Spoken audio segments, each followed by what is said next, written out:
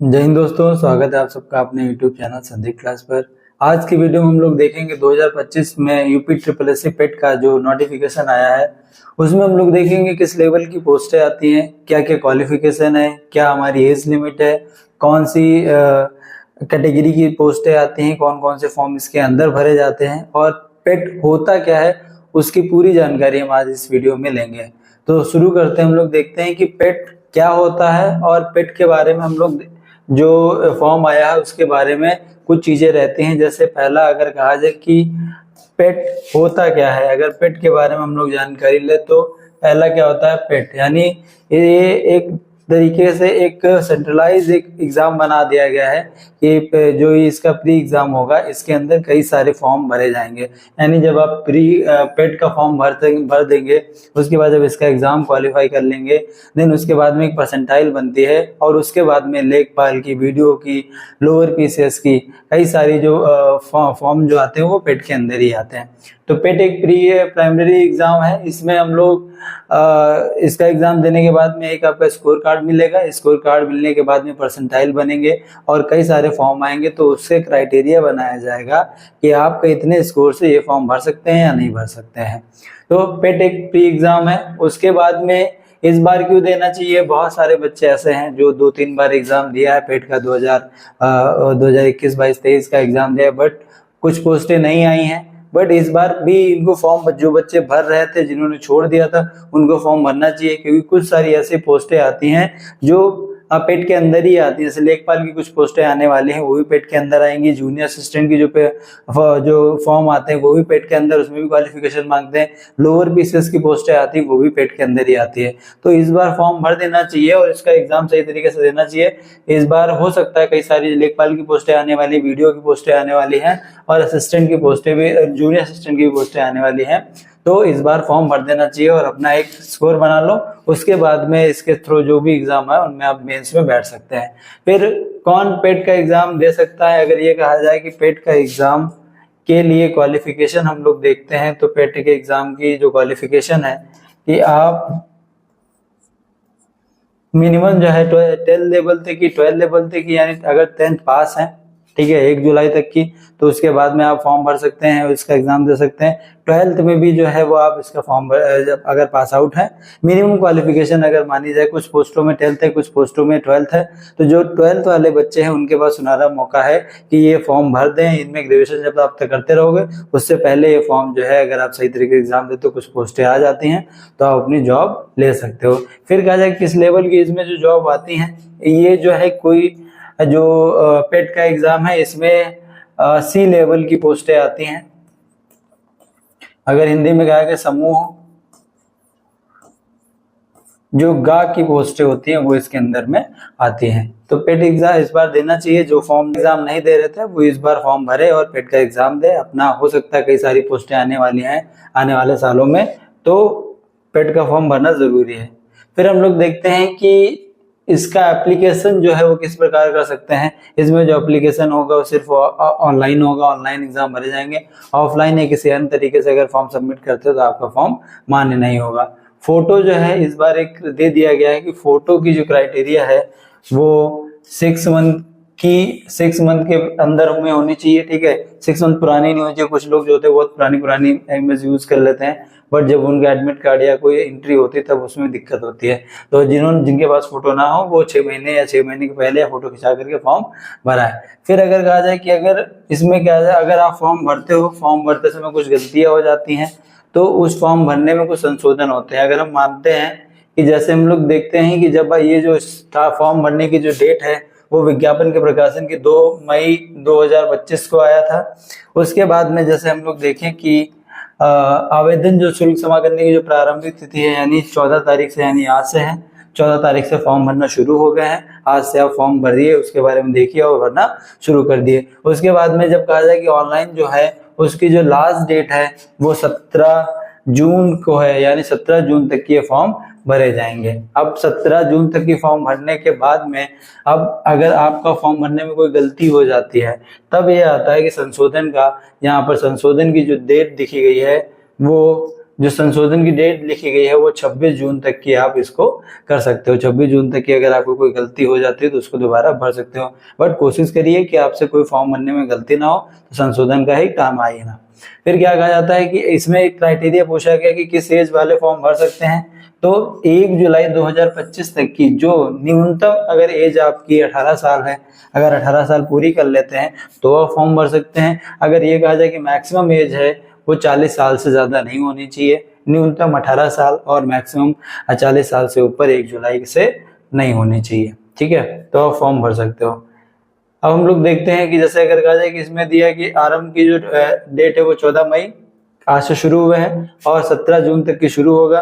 फिर क्या लिखा है, शुल्क समायोजन और आयोजन में संशोधन की अंतिम तिथि जो है वो 24 जून तक की दी गई कि कुछ बच्चे जो होते हैं ऑनलाइन नहीं जाकर के बैंक से पेमेंट करवाते हैं, तो उनके लिए 24 तारीख तक की 24 जून तक की फॉर्म की जो फीस है वो सबमिट करा सकते हैं।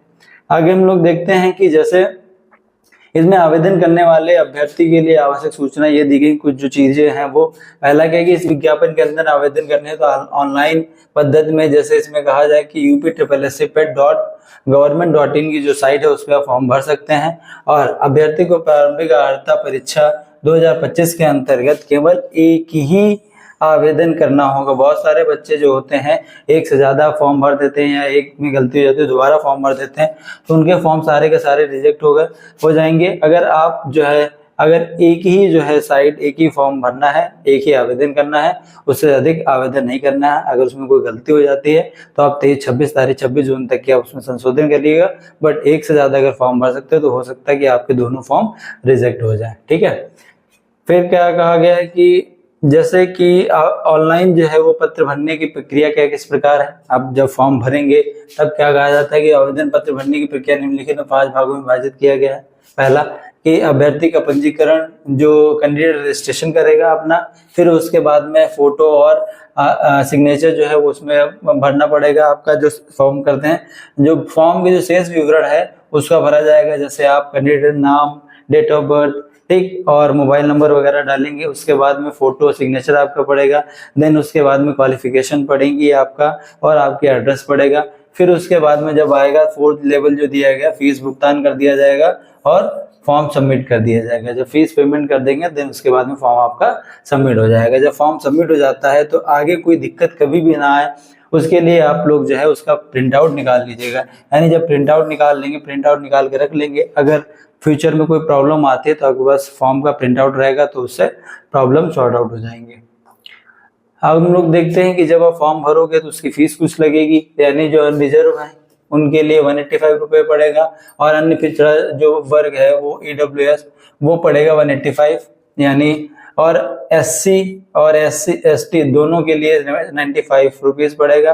दिव्यांग जन है उनको सिर्फ 25 रुपये देना पड़ेगा। यानी अनरिजर्व जो है उनको 185 और माइनॉरिटी जो है वन पिछड़ा 185 उनको भी देना पड़ेगा। SC ST के लिए 95 और जो विकलांग या दिव्यांग है उनको 25 रुपये सिर्फ देना पड़ेगा। जब आप फॉर्म भर देंगे उसके बाद में आता है कि इस एग्जाम का सिलेबस क्या है और क्या क्या पूछा जाता है।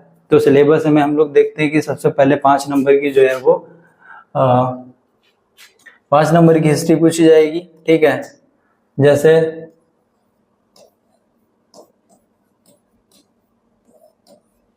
पांच मार्क्स के इसमें क्या पूछा जाएगा, सिंधु हिस्ट्री में सिंधु घाटी सभ्यता उससे बनने वाले क्वेश्चन। उसके बाद वैदिक संस्कृति, बौद्ध धर्म यानी गौतम बुद्ध की जो जीवनी और शिक्षाएं हैं उनसे बनेगा क्वेश्चन। फिर जैन धर्म में महावीर जी की जीवनी और शिक्षाएं। मौर्य वंश में अशोक सम्राट के बारे में दिया गया, चंद्रगुप्त मौर्य यानी पूरा मौर्य साम्राज्य। गुप्त वंश में समुद्रगुप्त चंद्रगुप्त के बारे में, हर्षवर्धन के बारे में, राजपूत काल में, सल्तनत काल और मुगल काल, फिर उसके बाद में मराठा आता है। फिर स्वतंत्रता संग्राम यानी मॉडर्न हिस्ट्री का कुछ पार्ट दिया गया कि ब्रिटिश राज का अभ्युदय एवं प्रथम स्वतंत्रता संग्राम यानी 1857 क्रांति के बारे में पूछा गया है। ब्रिटिश राज का सामाजिक आर्थिक प्रभाव जो इंडियन हिस्ट्री पे पढ़ा उसके बारे में पूछा गया है। देन ये तो हो गया हिस्ट्री का एशियंट मिडिवल मिला करके, बट कुछ एक क्वेश्चन 5 नंबर का आता है उसमें सिर्फ जो है वो 5 मार्क्स की जो आपकी मॉडर्न इंडियन हिस्ट्री जो मॉडर्न पार्ट है वो पूछा जाता है। क्या पूछा जाता है इसमें, स्वाधीनता आंदोलन के प्रारंभिक वर्ष, फिर क्या, स्वदेशी तथा सविनय अवज्ञा आंदोलन, महात्मा गांधी और अन्य नेताओं की जो भूमिका उनके बारे में। फिर क्रांतिकारी आंदोलन और उग्र जो राष्ट्रवाद का समय आया 1907 से लेकर के 1929-30 तक की जो है वो, इसके बारे में। फिर आया विधायी संशोधन तथा ब्रिटिश इंडिया एक्ट जो 1935 में आया, इसी एक्ट पे ही कॉन्स्टिट्यूशन बना था, उससे जो इम्पोर्टेंट जो चीजें हैं उनके बारे में। फिर भारत छोड़ो आंदोलन, आजाद हिंद फौज, नेताजी सुभाष चंद्र बोस के बारे में पूछा जाएगा। ये मॉडर्न हिस्ट्री का कुछ जो पार्ट है उसके बारे में पूछा गया है। फिर ये हिस्ट्री हो गई, उसके बाद में हम लोग ज्योग्राफी पे चलते हैं। ज्योग्राफी पे क्या क्या पूछा जाएगा, भारत एवं विश्व का भौगोलिक भौतिक भूगोल, नदियां इंडिया की ज्यादा पूछी जाएंगे, और विश्व के कम भूजल संसाधन, पर्वत, पहाड़ियां, हिमनद और मरुस्थल और शुष्क क्षेत्र, ये ज्योग्राफी का है। फिर उसके बाद में वन का जो आता है आपका, हर साल की जो करंट अफेयर के भी जो क्वेश्चन बनते हैं वो वन से ही बनते हैं, जो रिपोर्ट आती है हर 2 साल बाद में, उसकी रिपोर्ट। खनिज संसाधन में विशेषकर भारत में जो चीजें हैं, जो कोयला संसाधन कहाँ पर पाया जाता है, कोयला कहाँ का सबसे अच्छा है, ठीक है, इस तरह के जो संसाधन जो मिलते हैं खनिज में वो सब पूछे जाएंगे। देन भारत और विश्व का राजनीतिक भूगोल, यानी कोई सिटी किससे रिलेटेड है, कौन सी जो सिटी है किस नदी किनारे, इस सब का राजनीतिक भूगोल भी आएगा। फिर जलवायु और मौसम से बनेगा क्वेश्चन, टाइम जोन से क्वेश्चन बनेगा, और जनसंख्या परिवर्तन तथा प्रवास के बारे में इंडिया में ही अगर पूछा जाएगा तो उससे क्वेश्चन बनेंगे। ज्योग्राफी के पार्ट के बाद में हम लोग देखते हैं कि अर्थव्यवस्था में क्या क्या पूछा जाएगा। अर्थव्यवस्था में 1947 से लेकर के जो 1991 तक की जो भी हमारी योजनाएं हैं उनके बारे में पूछा जाएगा। फिर योजना था पंचवर्षीय योजना है, हर 5 साल की जो एक योजना बनती है उनसे क्वेश्चन बनेगा। मिश्रित अर्थव्यवस्था पर जिसमें निजी और सार्वजनिक क्षेत्र हैं उनमें पूछा जाएगा। हरित क्रांति से क्वेश्चन बनता है, हरित क्रांति, श्वेत क्रांति जो आती है, ये दुग्ध विकास हो गया, श्वेत क्रांति से हुआ। ऑपरेशन फ्लड जो आता है ये श्वेत क्रांति में आता है, जो हरित क्रांति श्वेत क्रांति से क्वेश्चन बनता है। बैंकों का जो राष्ट्रीयकरण 1969 में हुआ था उनसे एक क्वेश्चन बनता है, ठीक है। 1991 में आर्थिक सुधार होता था, उसके बाद में अर्थव्यवस्था किस प्रकार से बदली उससे क्वेश्चन बनता है। 2014 में जब प्रधानमंत्री नरेंद्र मोदी की सरकार है उसके बाद की जो योजनाएं हैं उनके बारे में आप पूछेगा। इसमें जो योजनाएं हैं वो 2 लेवल पे आती है, एक यूपी पे और दूसरा आती है इंडिया पे। तो इंडिया और यूपी मिला करके दोनों की योजनाएं आप तैयार करिएगा, तभी जाकर के आपके जो क्वेश्चन है वो मिल सकेंगे। कृषि सुधार क्या क्या हुए, ढांचागत सुधार किस प्रकार हुए, श्रम सुधार क्या क्या हुए, आर्थिक सुधार क्या हुए, इन सब से करेंट का जीके जीएस के दोनों क्वेश्चन आप तैयार करिएगा तब जाकर के मिलेगा। फिर जीएसटी पे क्वेश्चन एक देखने को हमेशा मिलता है करंट अफेयर से, और इसमें जीके से भी आएगा। तो इन दोनों जो पोर्शन बताए गए इनसे आप जो है वो तैयार कर लीजिएगा। जब आप भारतीय कॉन्स्टिट्यूशन यानी भारतीय राज्य व्यवस्था में जाएंगे तो भारतीय संविधान के बारे में बेसिक चीजें, यानी भारतीय संविधान की मुख्य विशेषताएं क्या हैं, राज्य के नीति निर्देशक सिद्धांत, मौलिक अधिकार और मौलिक कर्तव्य क्या क्या हैं, उनसे क्वेश्चन बनता है। संसदीय प्रणाली इसमें आता है, संसदीय प्रणाली में 3 चीजें पूछी जाती हैं, अपना राष्ट्रपति हो गया, फिर लोकसभा हो गया, फिर राज्यसभा हो गया, यानी 3 चीजों से मिलकर के बनता है आपका संसद। तो संसद जो क्वेश्चन बनेंगे उसमें राष्ट्रपति, लोकसभा और राज्यसभा तीनों से क्वेश्चन बनेगा। संघीय प्रणाली, संघ एवं केंद्रशासित प्रदेश जो है उनसे बनने वाले क्वेश्चन जो है, और फिर उसमें केंद्र का राज्य से किस प्रकार संबंध होता है, यानी जितने भी राज्य हैं वो केंद्र सेंट्रल से किस प्रकार कनेक्टेड रहते हैं उससे। फिर न्यायिक ढांचा और सर्वोच्च न्यायालय उसके बारे में पूछा जाएगा, यानी हाईकोर्ट सुप्रीम कोर्ट से क्वेश्चन बनेगा, यानी उच्च न्यायालय यानी हाईकोर्ट से बनेगा, सर्वोच्च न्यायालय सुप्रीम कोर्ट, ठीक है, इनसे क्वेश्चन देखने को मिलेगा। फिर जिला प्रशासन, आप स्टेट लेवल पे क्या क्या प्रशासन होते हैं उससे क्वेश्चन बनता है। स्थानीय निकाय और पंचायती राज व्यवस्था, ये इंपॉर्टेंट है, ठीक है, क्योंकि इसमें क्या है कि लेखपाल वगैरह में पंचायती राज व्यवस्था संस्थाएं वगैरह बहुत ज्यादा पूछी जाती है, तो इनसे क्वेश्चन आपको देखने को मिलता ही है।